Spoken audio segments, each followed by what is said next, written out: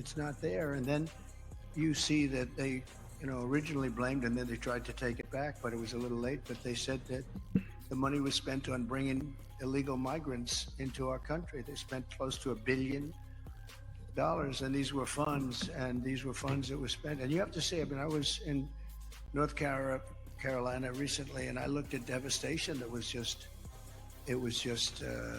unbelievable. There was nobody there from the federal government. The local people have done incredible things.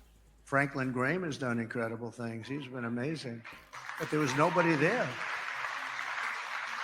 So we're pleased also to be joined by Christy Shamblin, person I know and I've gotten to know over the last year or so.